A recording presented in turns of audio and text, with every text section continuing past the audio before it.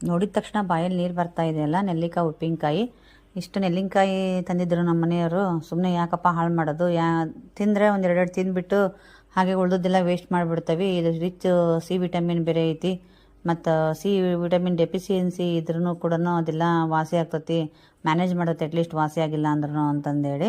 ಇರೋ ನೆಲ್ಲಿಕಾಯಿನ ಏನು ಮಾಡೋದು ಅಂತಂದೇಳಿ ತೊಳೆದ್ಬಿಟ್ಟು ಈ ಥರ ಒಂದು ಟವಲ್ ಮೇಲೆ ಅದನ್ನು ಚೆನ್ನಾಗಿ ಆರಿಸ್ಬಿಟ್ಟು ಇಲ್ಲಿ 1 ಸ್ಪೂನ್ ಮೆಂತೆ, 1 ಸ್ಪೂನ್ ಸಾಸಿವೆ, ಹಾಗೆ 1 ಸ್ಪೂನು ಜೀರಿಗೆ, ಇದೆಲ್ಲ ಕ್ವಾಂಟಿಟಿ ಕಡಿಮೆ ಇರೋದನ್ನು ನಾನು ಸ್ವಲ್ಪ ತೊಗೊಂಡಿದ್ದೀನಿ ಸಣ್ಣ ಸಣ್ಣ ಸ್ಪೂನಿಂದ. ಇದನ್ನು ನಾನು ಕುಟ್ಟ ಕಲ್ಲಿಂದ ಏನು ಮಾಡ್ತಿದ್ದೀನಿ ಅಂದರೆ ಪೌಡ್ರ್ ಮಾಡಿಕೊಂಡು ತೆಗೆದಿಡ್ಕೊಂಡೆ.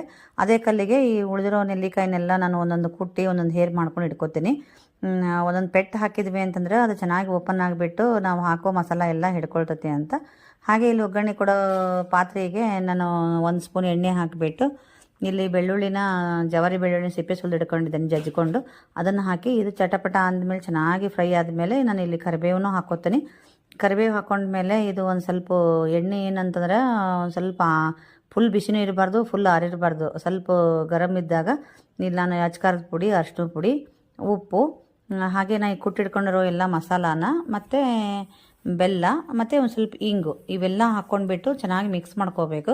ಮಿಕ್ಸ್ ಮಾಡಿಕೊಂಡು ಇದನ್ನು ನಾವು ಏನು ನೆಲ್ಲಿಕಾಯಲ್ಲಿ ಕುಟ್ಟಿಟ್ಕೊಂಡಿರ್ತಾವಲ್ಲ ಅದರಲ್ಲಿ ಹಾಕ್ಕೊಂಡು ಮಿಕ್ಸ್ ಮಾಡಿದ್ರೆ ತುಂಬ ಚೆನ್ನಾಗಿರ್ತೈತಿ.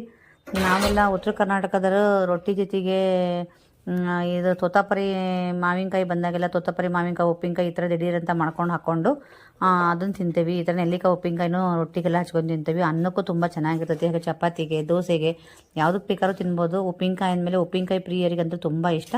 ನನ್ನ ಬಾಯಲ್ಲಂತೂ ನೀರು ಬರ್ತಾಯಿತ್ತು, ನಿಮ್ಮ ಬಾಯಲ್ಲಿ ನೀರು ಬರ್ತಾ ಇದೆಯಾ ಕಮೆಂಟ್ ಮಾಡಿ. ಹಾಗೆ ಫುಲ್ ವಿಡಿಯೋ ಬೇಕು ಅಂತಂದರೆ ನಾನು ಯೂಟ್ಯೂಬಲ್ಲಿದೆ, ಹಾಗೆ ಯೂಟ್ಯೂಬ್ ಲಿಂಕು ಕೂಡ ಇದೆ ಇನ್ಸ್ಟಾದಲ್ಲಿ, ನೀವು ನೋಡ್ಕೋಬೋದು. ಹಾಗೆ ಈ ವಿಡಿಯೋ ಇಷ್ಟ ಆಯ್ತಂದರೆ ಲೈಕ್ ಮಾಡೋದನ್ನು ಮರಿಬೇಡಿ, ಕಮೆಂಟ್ ಮಾಡಿ, ಹಾಗೆ ನನ್ನ ಚಾನಲನ್ನು ಸಬ್ಸ್ಕ್ರೈಬ್ ಮಾಡ್ಕೊಳ್ರಿ.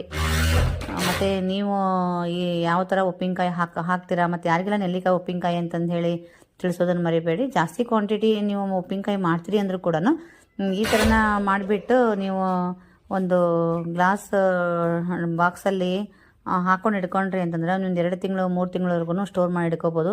ತುಂಬ ಚೆನ್ನಾಗಿರ್ತೈತಿ. ಒಂದು ಸಲ ಟ್ರೈ ಮಾಡಿ ನೋಡಿ.